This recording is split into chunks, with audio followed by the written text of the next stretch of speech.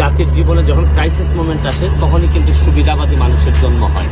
এই দুঃসময়ে এখন যে সময়টা ক্রাইসিস মোমেন্ট, এই সময়ে আওয়ামী লীগের মধ্যেই আমি আওয়ামী লীগের যারা আছেন সবাইকে দাবি করব, যে যার খুলস থেকে বেরোয় আসেন।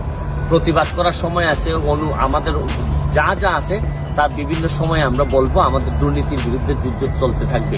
শুনেন, দেশের মধ্যে দুই দলের মধ্যে বিভক্তি থাকতে পারে, কিন্তু আরেক দলকে পরাজিত করার জন্য বিদেশের যারা, আপনারা জানেন যে এই আমেরিকা কিন্তু ইতিহাসের পুনরাবৃত্তি। ৭১ সালের যুদ্ধের সময় আমেরিকা আমাদের বিরোধিতা করছে। এখন যখন বাংলাদেশ যখন অন্য লেভেলে চলে যাচ্ছে উন্নয়নের দিক থেকে, তখনও কিন্তু আমেরিকা আমাদের বিরোধিতা করতেছে। একটা কথা বলতে চাই, দুঃসময়ে দাঁড়ানোই কিন্তু বঙ্গবন্ধুর আদর্শের সৈনিকের কাজ। আমি মাননীয় প্রধানমন্ত্রী জননেত্রী শেখ হাসিনাকে বলবো, বহুত যুদ্ধ জয় করে আপনি আসছেন, ২১শে গ্রেনেড হামলার মতো এই হামলা থেকে আপনি বেঁচে আসছেন। আপনি কিন্তু আল্লাহর রহমতেই বেঁচে আছেন এই পৃথিবীতে, আপনার ভয়ের কিছু নাই।